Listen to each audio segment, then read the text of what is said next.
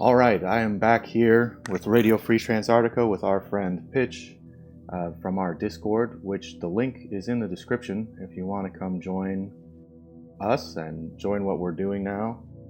We are creating our own little community around this podcast project, which is, I think, a great project for us to get free speech out in many different topics. So today our topic is going to be a continuation of our episode 1 discussion of what is the world and kind of the philosophy of the nature of reality. We got into some pretty deep water there on the first one, and I think we'll definitely have fun continuing it. We're going to try to keep it to about an hour, and that is just to make it something reasonable. And welcome, Pitch. Thanks for coming back. Thanks for coming back after we got cut off last time. Thank you, brother. They were onto us. Yeah, definitely. Yeah, they shut down all of Discord. The man was keeping us down. Doesn't he always? He's always keeping us down, man. Man, always keeping us down. Man. Yeah. So I recall we were getting into we were talking about differences between what you would say is the metaphysical shape of the world versus the physical, material, scientific shape, and and we were also talking about I had just gotten into mentioning the 7 Hermetic Principles that are presented in the Kybalion, which is a very interesting text. You can find it for free online. It's on Sacred Texts. I believe it's in the public domain now, so anyone can access it and anyone can quote from it. And actually, it's a reflection of kind of a lot of these ancient Hermetic principles, which come out of the Thoth Hermes tradition of ancient Egypt, and they've been kind of revitalized by what you call Thelemites, like Aleister Crowley, and a lot of these more modern occultists have definitely tried to revive that. But I think that's a lot of it has actually been kept alive through the route of the Knights Templar and the Freemasons, and their willingness to talk about the metaphysical aspects of reality. Yeah, definitely. In this episode, I wanted to explore a bit more that bridge from the metaphysical to the physical, because I think you really cannot have one without the other.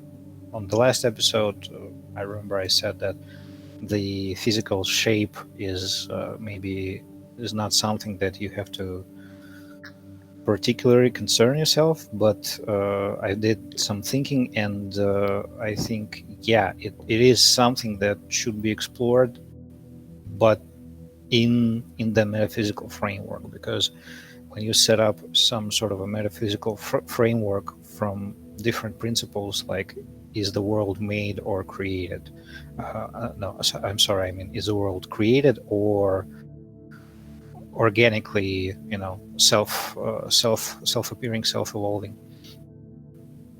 Is the world, if it is created, what mythology do you take? Do you take the Abrahamic mythology worldview, or do you take like something like the Eastern worldview, and so on and so on? And each of those factors in this equation produces a slightly different outcome, slightly different result. And the physical, the finite shape of the planet, of what you see, where do you put yourself in this world, that all is being informed by these principles. So what I wanted to explore was like stuff like Alan Walton's book and the flat Earth versus the the round and the Pythagorean astronomical system and so on and so forth. If that makes any sense. Yeah, absolutely. I think that, of course, you're famous in our Discord circles for quoting. People are reading Alan Walton's Inner Earth to try to get people to read that book. Is actually dude. It's quite a good compilation of all kinds of tales or accounts of, let's say, subterranean excursions and things like that. You never know what you're going to find in there. It's quite a long book, and there's some amazing stuff, especially that has to do with the part of the world that I live in. A lot of western United States, Pacific Northwest, or around Nevada, the Sierra Nevada mountains, where I was born, where I grew up. And I'll tell you that there were tales even from my childhood town. I was born in a town called Grass Valley, California, which was a gold mining town, and was heavily. It was founded during the American Gold Rush, so around the 1849 to 1860 was a very big time for gold, and many billions of dollars of gold were brought out of the Empire Mine. But the Cornish miners, primarily the miners who came, were from Cornwall in England, and they didn't speak English. They spoke Cornish, and they maintained very strong traditions of, I believe they were coal and tin miners in England or in Cornwall, and they came over to mine gold because obviously gold pays a lot better. But they maintained a tradition of what they called Tommyknockers, these beings that lived somehow. Their caverns would be alongside the mines, and when the mine was going to collapse, they would knock on the walls of the mine to warn the miners to get out. And supposedly they would borrow tools and cause all kinds of mischief that's pretty common elements of European, fae mythology or fairy folk or little people, gnomes and kobolds and whatnot.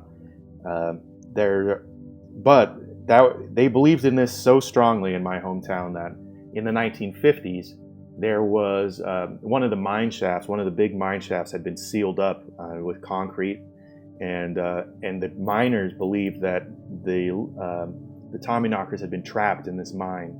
And so the town voted, I believe, 60% in favor of reopening this mine for 24 hours to let out the Tommyknockers. So they believed in it strongly enough that they held a vote. So for these people, I mean, this was part of their worldview. This was part of what they thought about the world. Yeah, exactly. That's what I'm talking about. And I think that that's the. I think that there's supernatural elements to it that bring it into that metaphysical category, the metaphysical aspects of, like if you're just thinking about the material world, you might not be thinking about ghosts and gnomes and fairies and aliens and things like that, Bigfoot, but those are huge parts of human historical culture and human historical mythology. I think that there's strong reasons for that.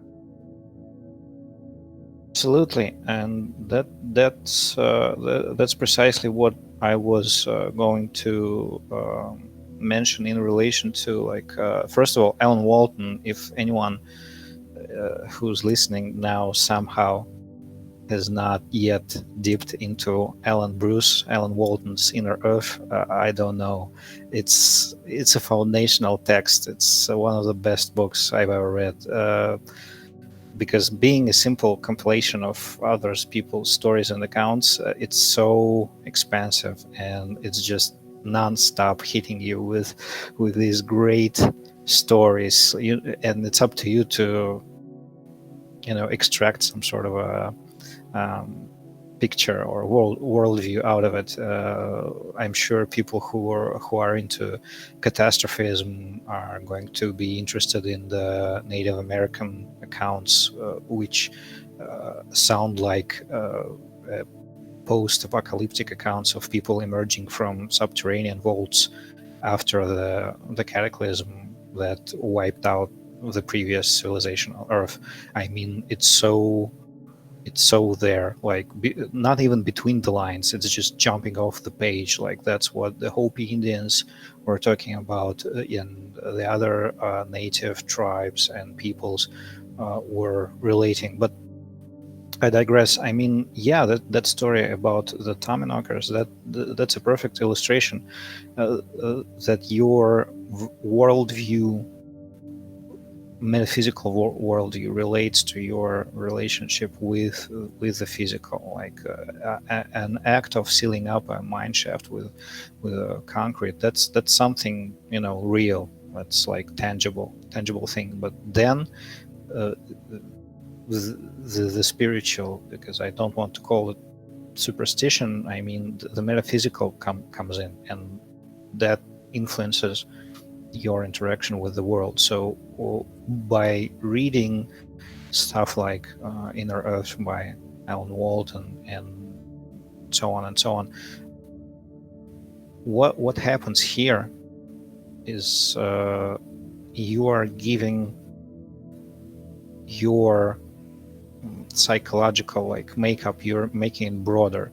You are giving yourself food for thought about your own worldview, about others people's worldview, about different reactions to different events, and it basically acts as an initiatory instrument that you can enrich your cognitive process by thinking, maybe what I am seeing when I'm looking at this forest, at this hill, at some landmark, maybe there's parts unseen to it. Maybe there's some dimension to it that I'm not yet tuned into. But if I improve myself, if I work on my psychological makeup, try to expand my consciousness, maybe I will be able to tap into these dimensions and energies, if that makes any sense.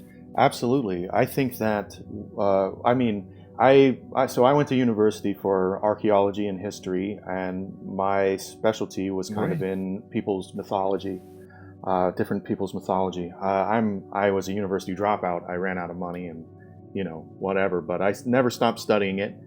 And among the Native Americans and among all of these shamanistic cultures, animist cultures, pagan cultures, they all have rites of initiation in order to become a man or a woman, and they almost always involve interaction with the supernatural or the metaphysical aspects of the world. So when you mentioned the Hopi Indians, for example, the Hopi Indians live near the Grand Canyon in Arizona, which is a very massive canyon, and their creation story of the current world and how they got here was that they lived there prior to the Great Flood. The cataclysm, the Great Flood is what they call it. That, people like Graham Hancock have said was maybe a comet impact of the North American ice cap, which would have flash flooded most of the continent. And they were led underground into these tunnels beneath the Grand Canyon by people that they called the ant people.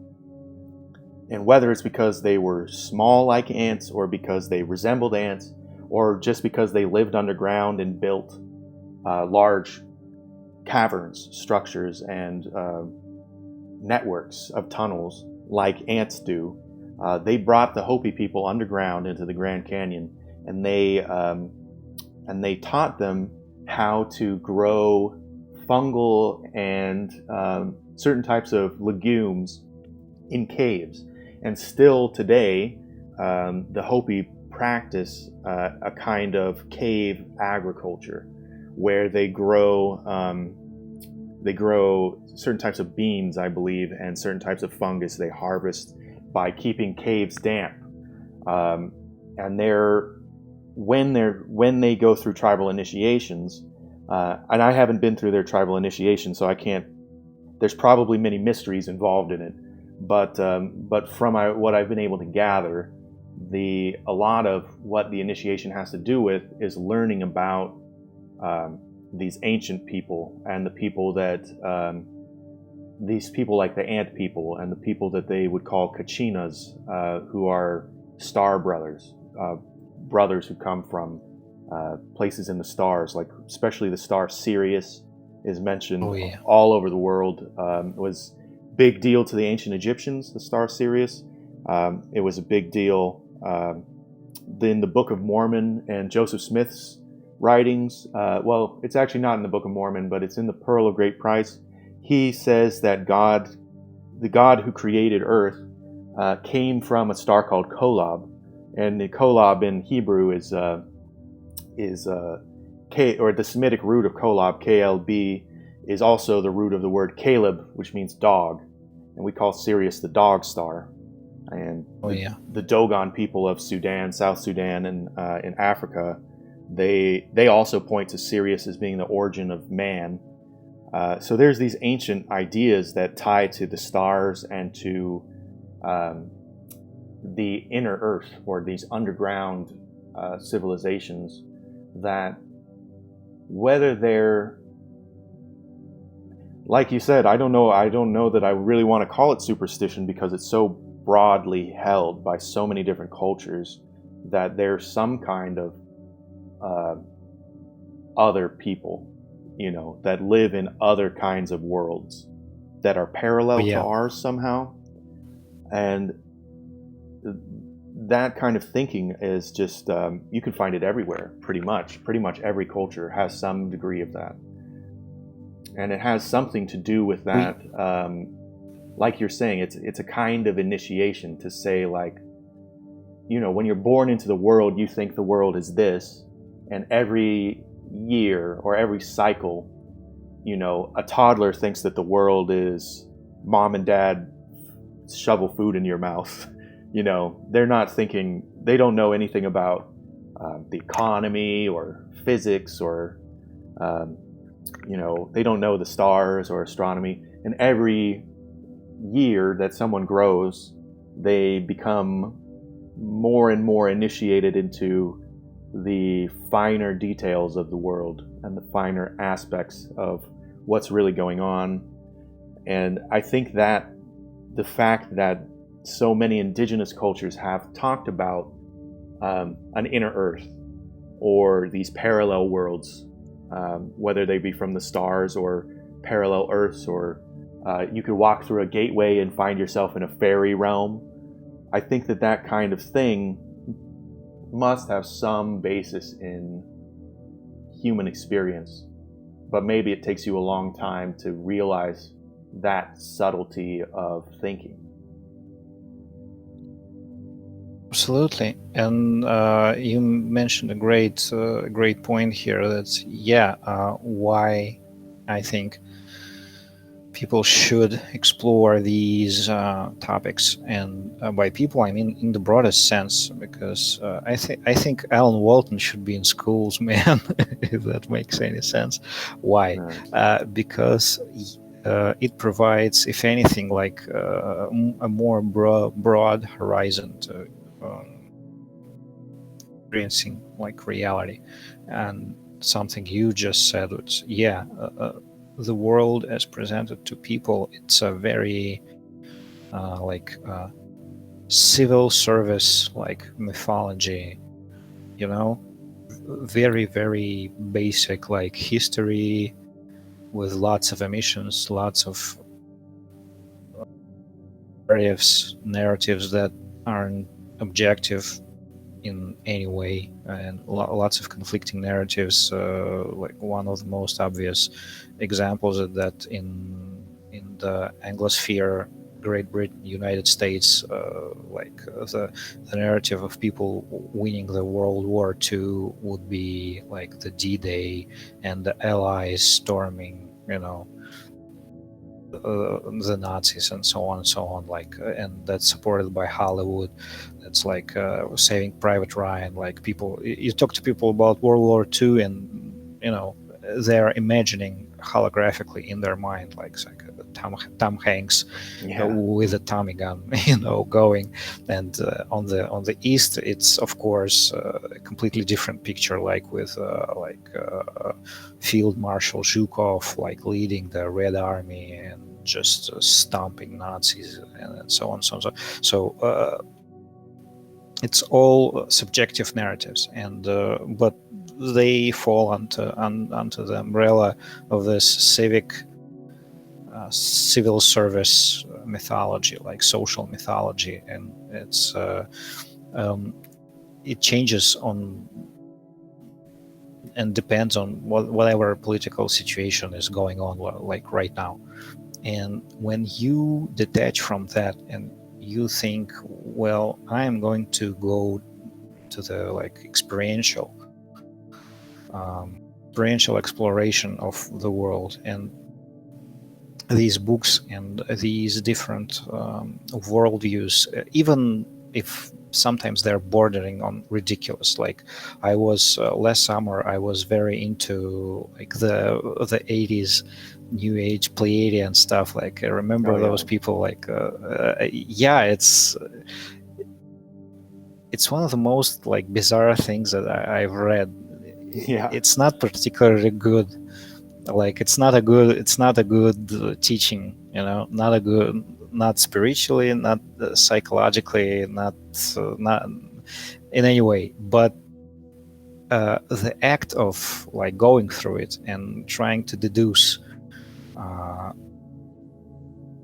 what it could be influenced by and what can I extract from it, like what sort of person will be attracted to this. And if they're claiming, as they do claim that this has been channeled to them by this being Ra.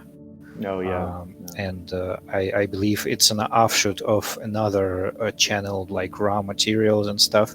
I guess I don't know if they're talking about the same the same entity, or it's like something like potato situation. But then they're talking about this otherworldly being from Sirius, from Orion, from Pleiades, and all these cosmic factions vying for control of Earth and time and dimensions of being itself. And it was great. It was very interesting. Again, not good stuff. Definitely not something I would get into as far as practicing and really believing it. But that's something that can initiate you into another mode of perception, and you will be asking the important questions like, why am I here? What are we doing? What's the goal of me being in this body, in this consciousness, on this earth, in this situation? And what do I have to do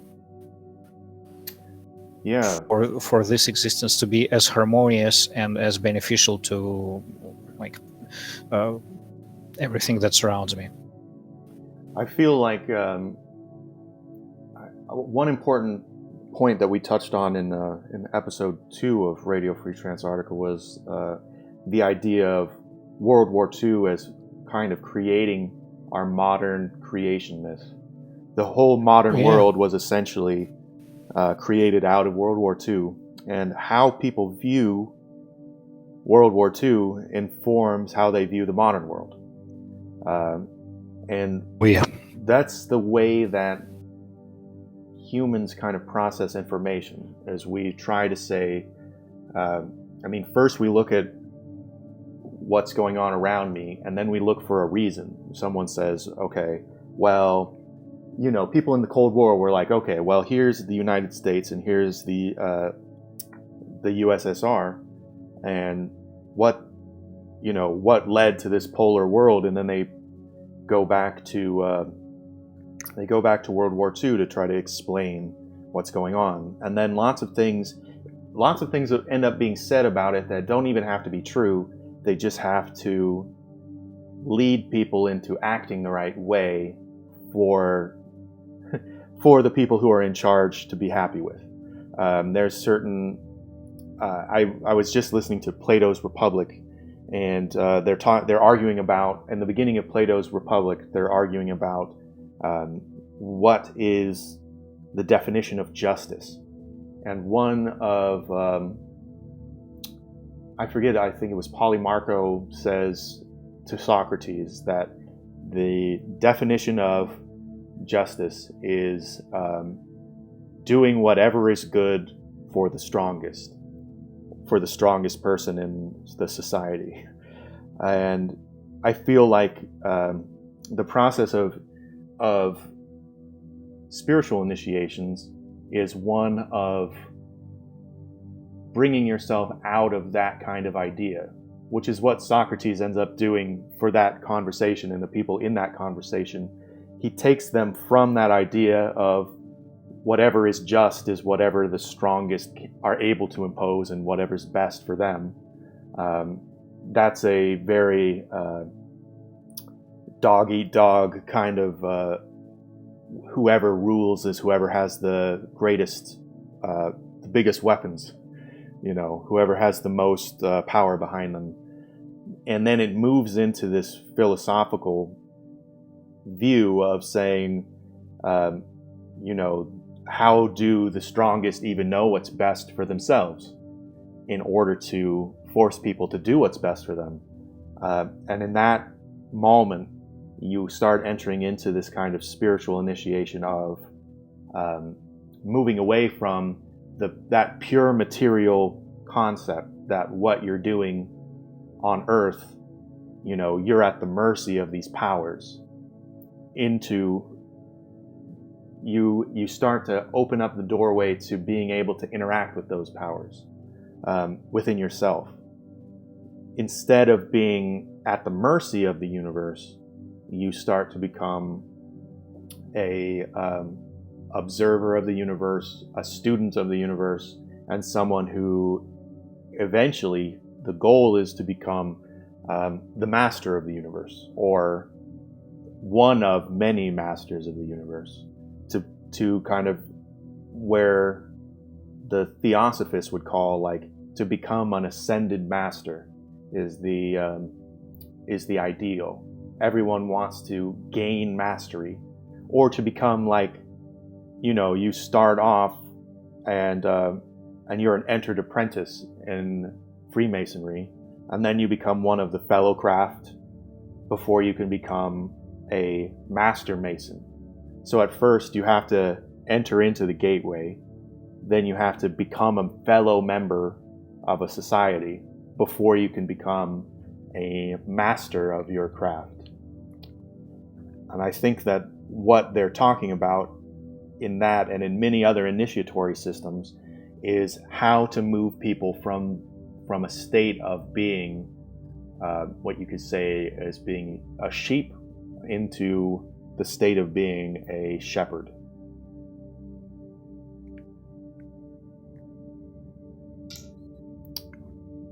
And that's a great perspective on it, because the worldview and the perception of your place in the universe, it constantly informs your spiritual growth, your self-growth, and the more you are informed in all kinds of worldviews and in all kinds of perspectives, the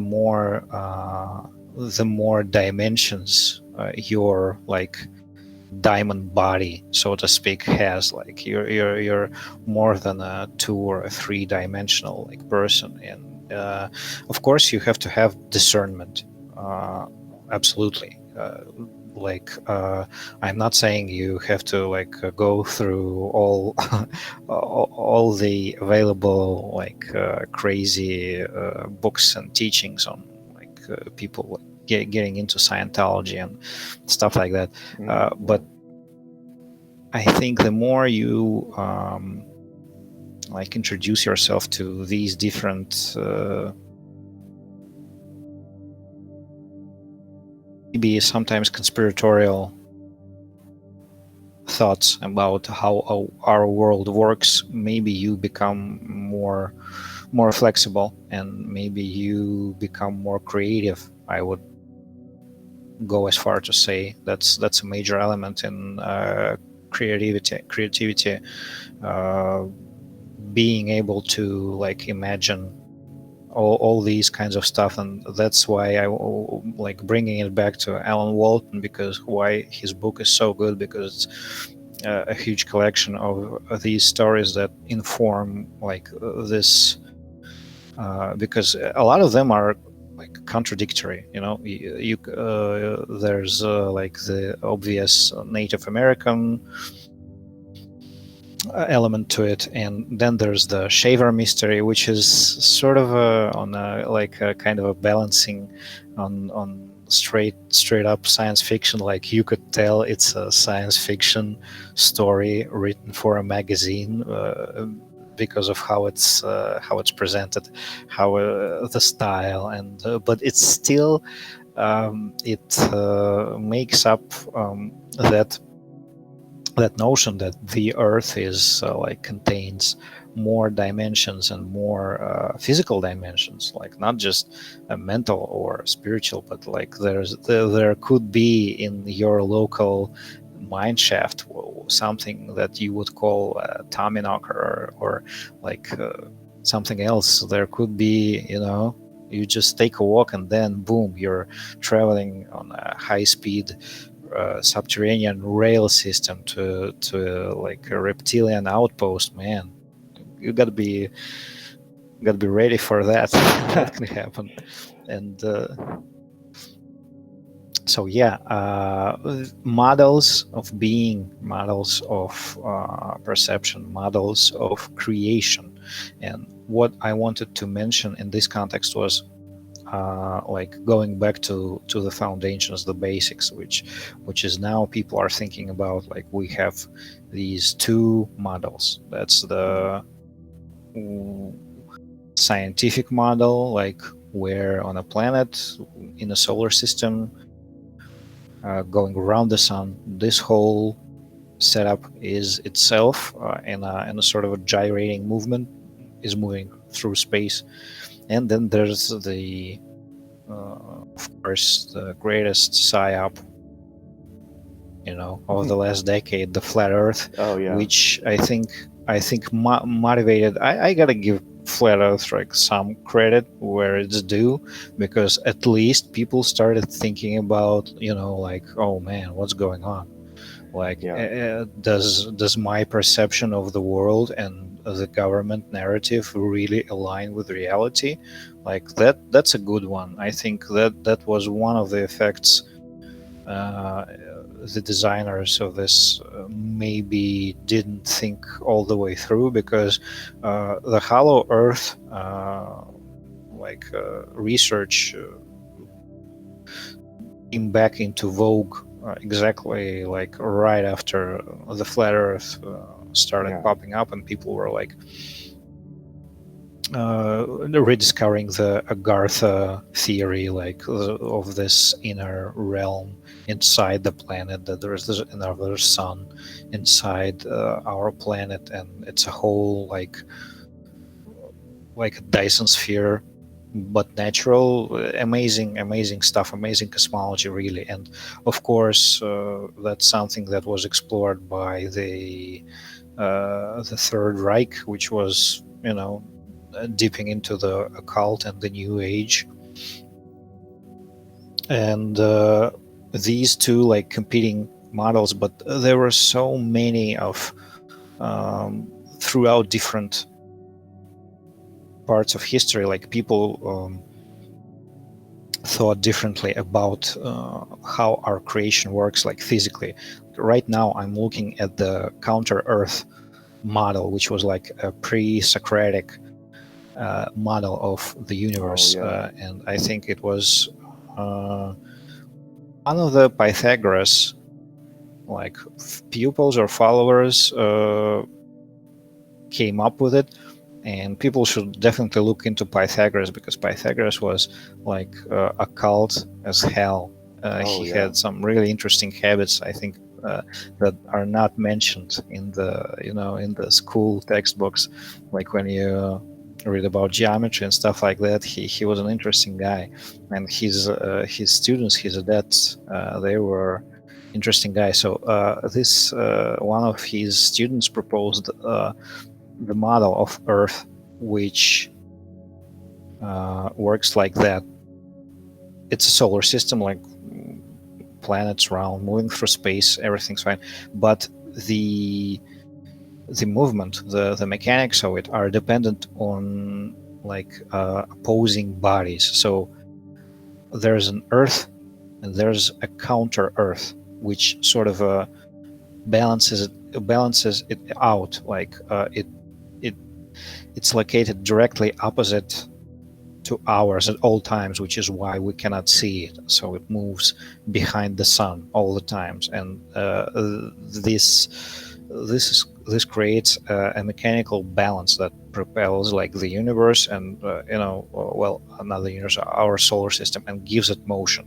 And I think if people have done some reading of like stuff like Philip K. Dick and like Grant Morrison, they immediately like realize what's being said here, and especially this idea was thoroughly explored like by Immanuel Velikovsky, who was like the first guy that suggested that our solar system was not formed as we are told in school, that there must have been another celestial body which had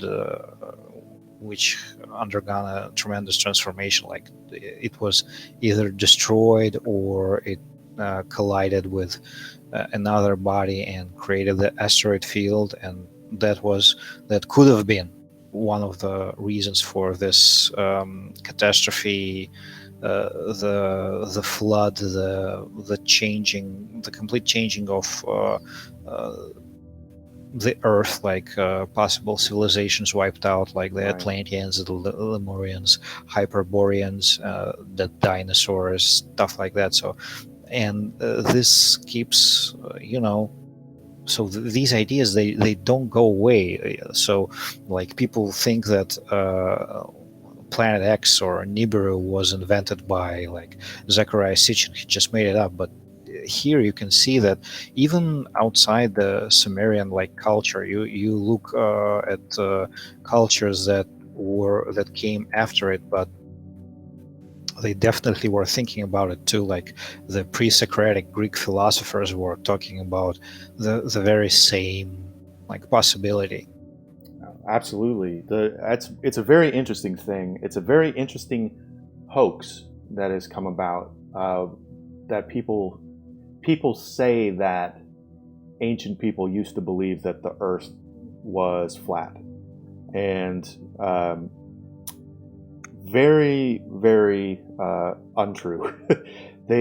Most ancient people were seagoers, and it's very easy to see on the ocean that something that gets very far away disappears at the bottom first and then at the top. It goes over a corner. You can very clearly see it.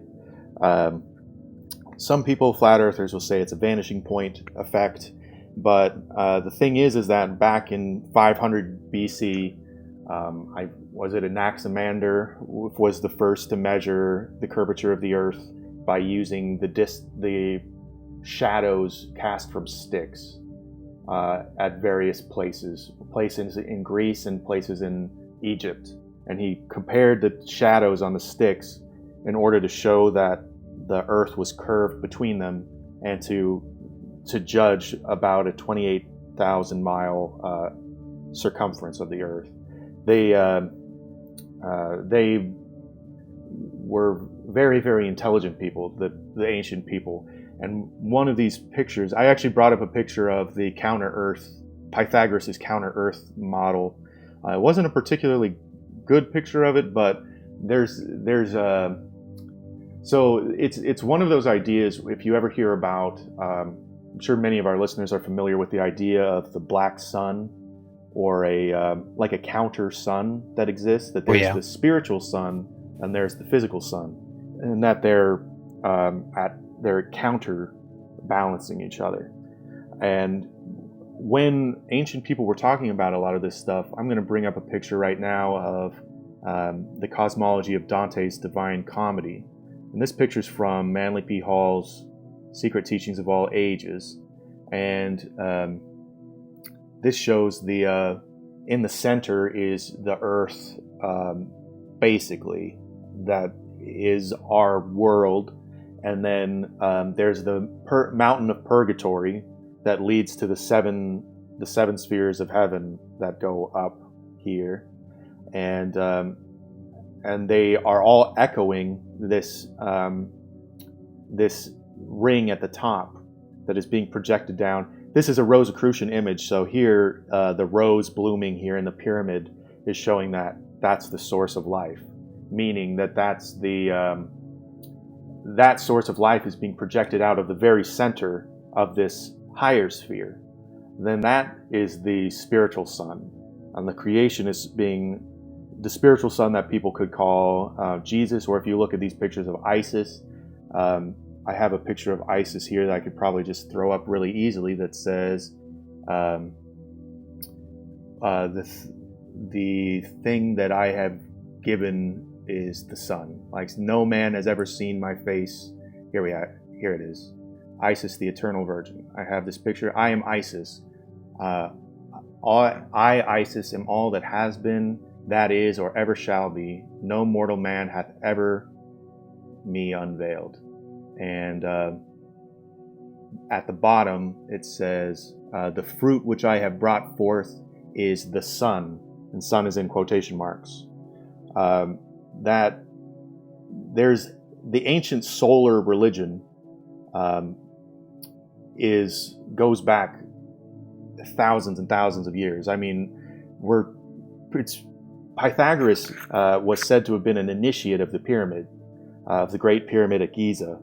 And I don't know that he invented a lot of the stuff that is credited to him, but his order, the order that's named for him, is the one that ended up getting a lot of credit for it.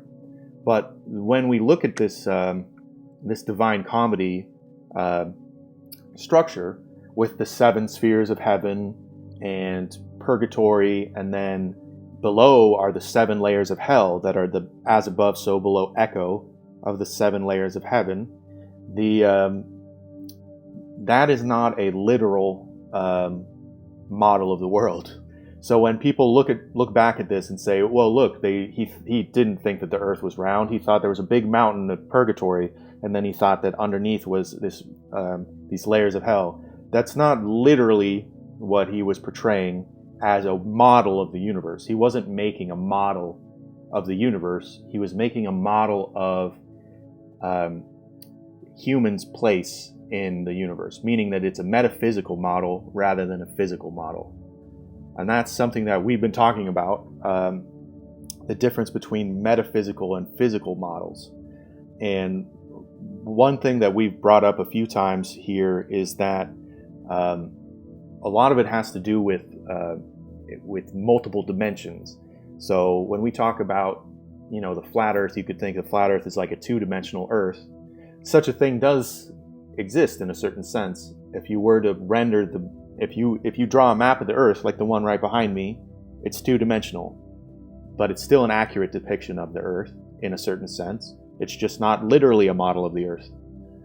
Even when we have a globe is a three-dimensional model of the Earth, and since we look in three dimensions, it's very easy for us to say, okay, well, this is what it looks like. That's our level of advancement. But when it comes to four dimensions, for example, I usually think of the fourth dimension as being time. I'm bringing up this picture now of light trails on the freeways. If you think of it in terms of trails, these trails going back behind you, they go back.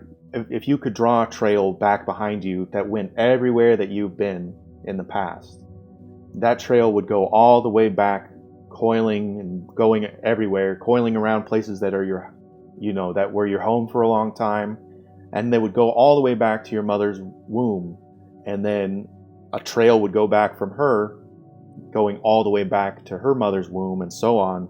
And if you could view that, you would view the reality of the universe as being more like what the ancient Norse would call Yggdrasil, or the tree of life.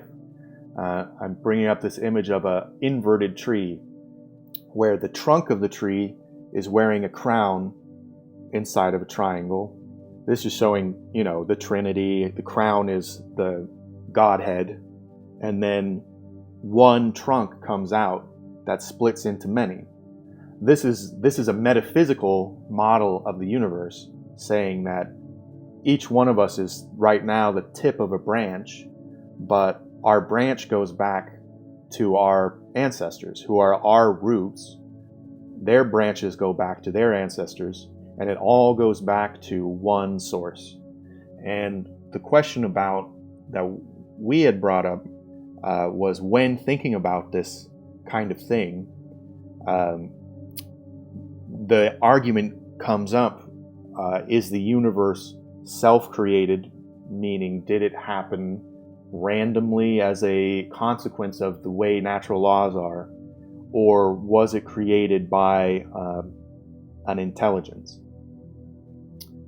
Do you feel like you have what is your view on that? Well, that's the probably the toughest question one could ask. I don't know. I think there's an ordering principle somewhere behind it all, like an intelligence. Because when people talk about this stuff and say like created by an intelligence, I think most people mentally go to the image of the Abrahamic, like God, like big guy with the beard, robes, casting his hands outward and saying the word, and the word was made the universe, the logos.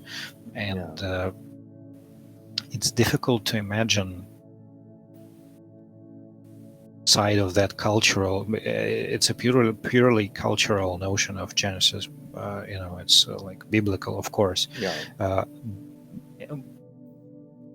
Outside of it, it's difficult to conceptualize like the creation. How could it happen? Like how could it order itself into this very precise, very particular form? Because if the earth would be 1 inch closer to the sun or 1 inch removed from the sun, like life wouldn't be possible, and so on and so forth. Like there are precise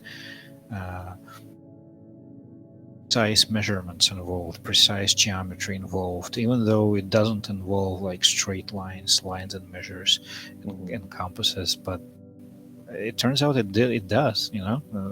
It's all very ordered and arranged.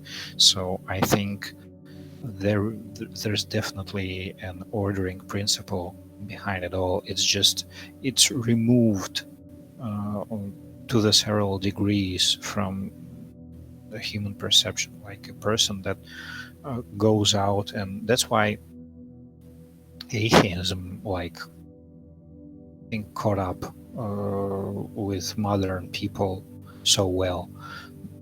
Modern people try to avoid asking those questions, because those questions can be terrifying if you're not constantly practicing in this line of thought, like asking the question, how did it all came to be? And that also implies like, if it came to be like this or that way, what do I have to do, and why am I here? So that's why this atheism, reductionism in particular, became so prominent, because that's very convenient. Like, oh, it's just energy, it's just dumb physical matter, and it all just happened. Don't think about it. It's just happened, and here's a guy from an observatory, and it's like some goofball like Neil deGrasse Tyson or Bill Nye the Science Guy, and they like shucking and jiving, doing the song and dance about it's an amazing, and they use billions the and language. billions of stars. Yeah, yeah, billions and billions of stars like make it up to be like you're insignificant, and your perception of reality is insignificant, and there's nothing special about it.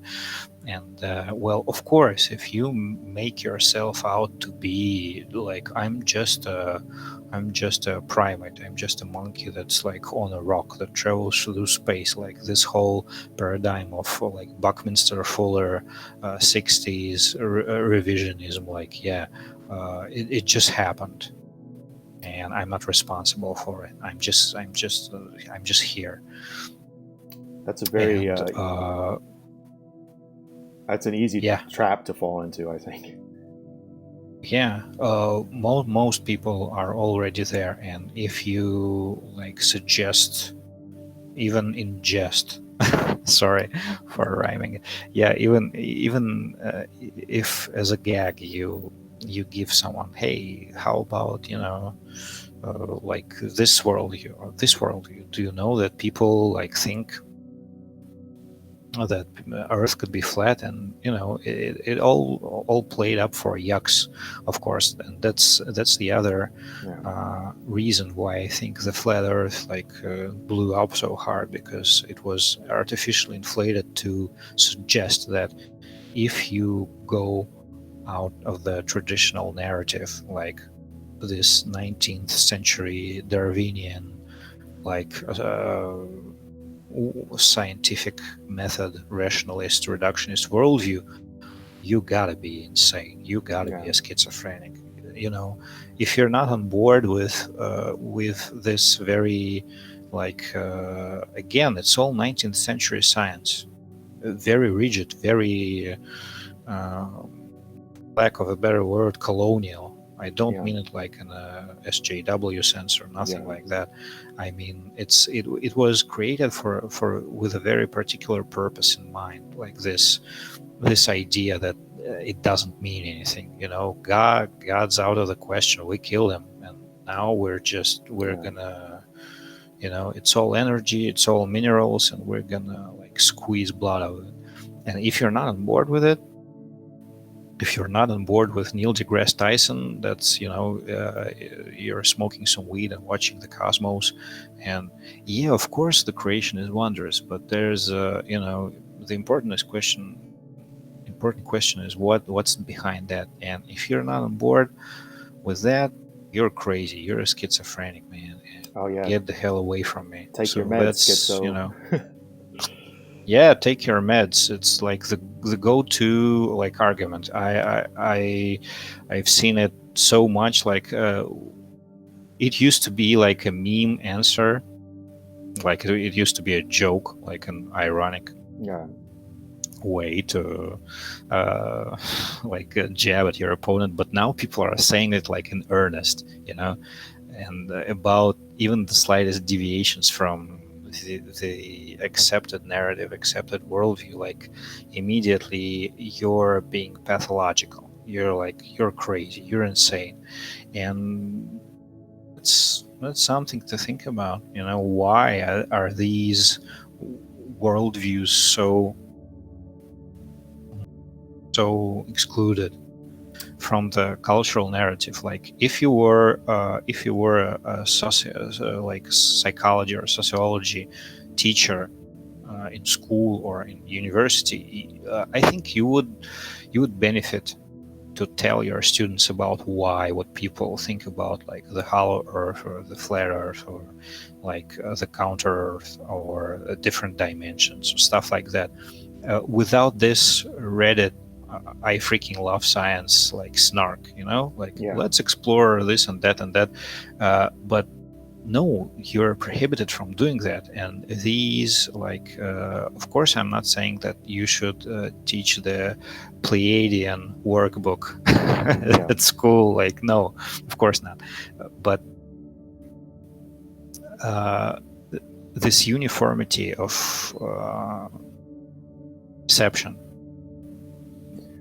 absolutely. that's something to think about. Like, why would your social order, why would your social system require this particular worldview about what is the world? Like, why this is the pervading narrative? Absolutely. I think that's the big one. I think that, like you said, I have to hand it to flat earthers. I hand it to all fringe weirdos and wackos and psychos and sociopaths and whatever. I hand it to them because they're the ones who are out there that are actually questioning what they're being told, and they're questioning it a lot, not just a little bit. You know, those are the people that are really engaging in free thought. Sometimes you can end up down a rabbit hole. This has happened. I mean, I know this intimately, that you can end up down a rabbit hole of starting to believe certain things, and they can lead you to nothing. I mean, it's just a never-ending series of questions.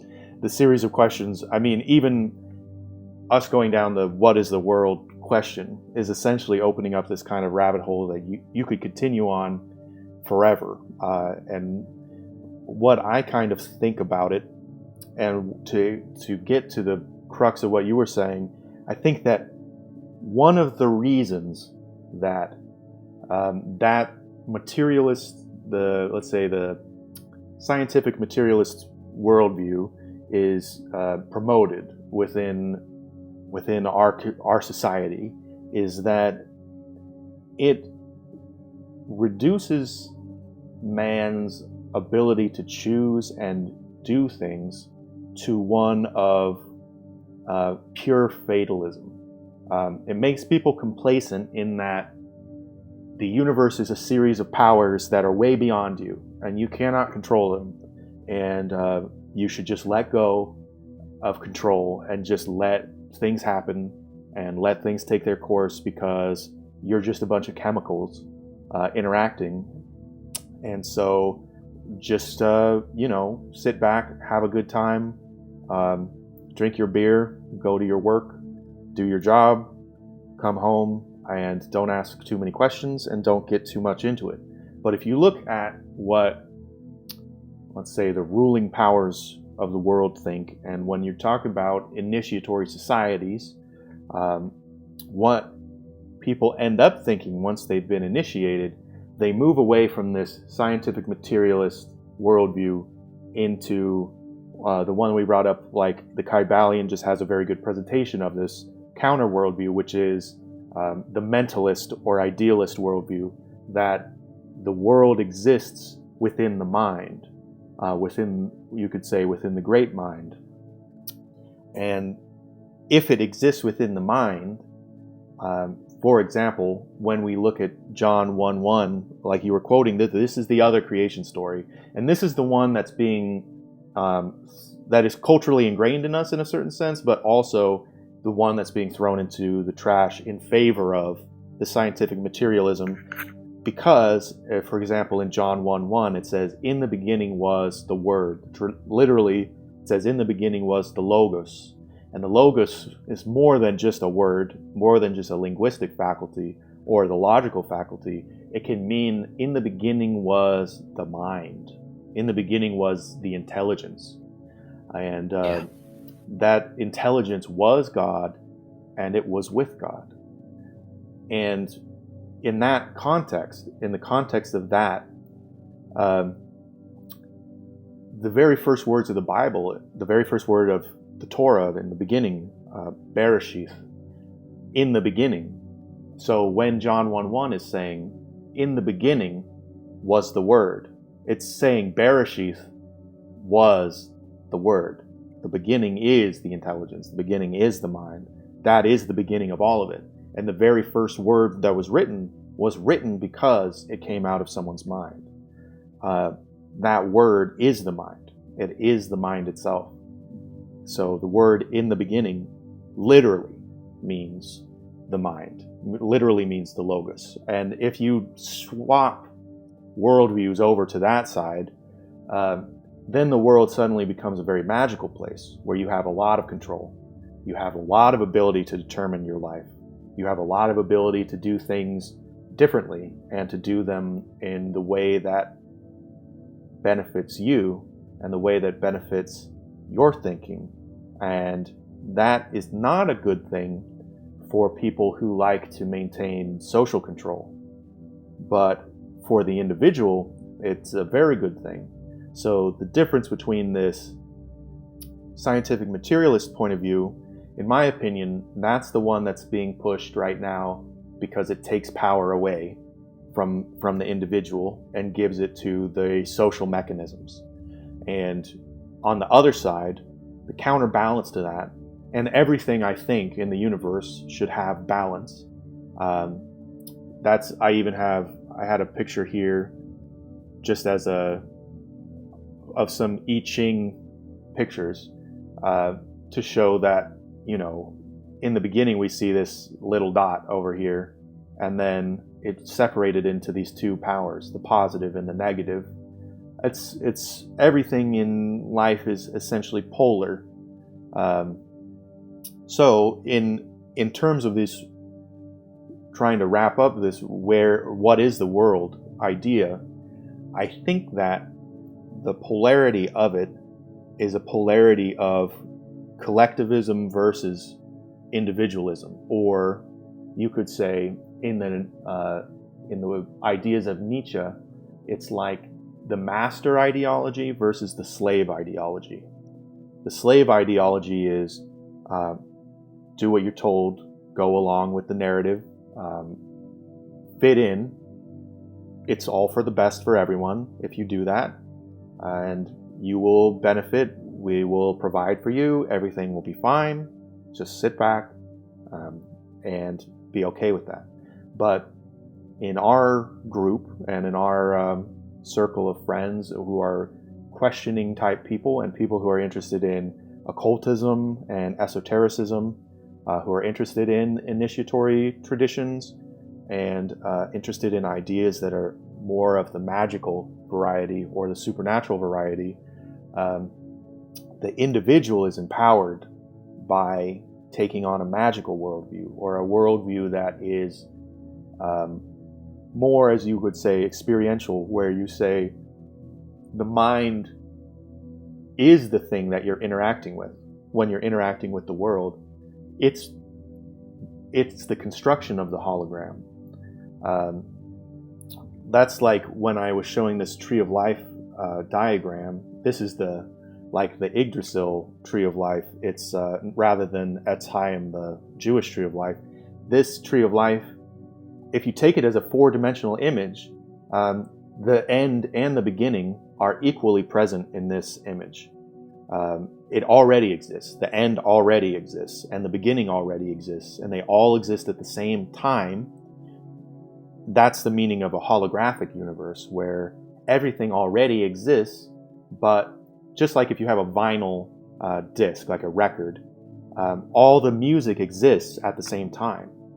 But your consciousness is like the pin that you drop into the groove, and it experiences the time, it experiences the song in a sequence. So when we experience our third dimensional reality, we have a higher dimensional, and I think far more than 4 dimensions, but it's very hard to think in hyperdimensional terms. But we have a many, many, many dimensional reality that we experience in a linear way, even though in truth it's kind of a holographic. Excuse me. It's kind of a holographic. God bless. Thank you. It's really a holographic reality that has that is reflected inside of everything, and the nature of everything reflects each other. And that's an idea in Hinduism called Indra's net. Many jewels on this net, each one reflects every other jewel. And in that context, I say, this is my personal view on this, is that because I have intelligence and because I perceive consciousness, that must mean that consciousness exists in everything else too, to greater or lesser degrees. Intelligence exists in things to greater or lesser degrees, but because I think, therefore it is. Therefore, the universe is mental because my reality is mental. That may be a bit of an oversimplification or a projection. That's probably what people would counter-argue, is that it's a projection based on my point of view, and in that case it could be a solipsist thing. But I think that what I would like people to walk away from this with is that the universe is almost infinitely complicated, but everything is like a fractal reflection. And that means that all the truth that's out there is also in here. That's a truth that is reflected in the Torah, because the first letter of the Torah is Bet in Bereshith, and the last letter is Lamed in Israel, and that's only half the alphabet. It's only 11 letters of the Hebrew alphabet. So if you get to the end and you say, well, what is missing? Let's go back to the beginning. The letters Lamed, Bet spell the word Lev, which means heart. And that means that everything that is written in the Torah is actually, the Torah is just a two-dimensional paper representation of something that exists within the heart. And that idea that anything that you can look out to see, you can look in to discover, I think that that's one that empowers people's spiritual quest and empowers people's ability to control the world and to interact with the world. And that's like the gateway to magic, to making real magic happen, is the more you can change yourself to be the person you want to be, the more you've created your own universe, the more you've created the world that you want to live in. And I know we were trying to keep this to an hour. We're right now at an hour and 8 minutes. Do you have any final thoughts to leave us with? Oh yeah, definitely. If you want to empower yourself, like in this magical world, you just go to the source, go to the foundational text, and I hear people are reading Alan Walton's Inner Earth. Yes, I've heard that. That's my final thought on that. Yeah, must be pretty good book. A lot of people are talking about it. So yeah, check it out. Look it up. Another good one, like less mentioned in our circles, I think, is a book by Bruce Rux, like Architects of the Underworld, which is another great foundational text about like how another good look how our world could be like working, how it could be arranged. And empower yourself by stepping out of the consensus narrative. And I think there's something to be taken away from this journey. Yeah, that's my thoughts on it. I think so too. I think that some good other recommendations for books in terms of, we often see Robert Anton Wilson's Prometheus Rising being recommended. Yeah. I believe dude. Chris Hyatt's Undoing Yourself Through Meditation, I believe is the name of that's book. That's a great one. And I also recommend people study the I Ching because it's a good structure for understanding things in the world and putting them into a mental order. And Manly P. Hall's Secret Teachings of All Ages. I will be resuming my lecture series on Manly P. Hall's Secret Teachings of All Ages coming up here within the next week. We're going to be covering the Bembeen Tablet of Isis, which is a tablet of the cosmology of the universe as it is shown through the Ogdoad, or the eight gods, who are 4 pairs of positive and negative, just like the Bagua of I Ching. And I'll be relating it back to ancient Chinese mythology. So, Excellent. yeah, thank you very much for joining me and for finishing up this conversation. I think we had a thought-provoking conversation. It's been great. Yeah, it's been great to have you. I think next time we will, in the future, for these episodes, we're going to be inviting more people to have to speak in a questions and comments section. But for today, because we're trying to keep this around an hour, I think we will call it good. Yeah, great. It was great to be here. Thanks, man. Yeah, thank you much for joining us. And I guess we'll see you next time.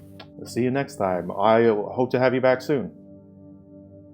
Likewise. And thank you to all the listeners. Amen.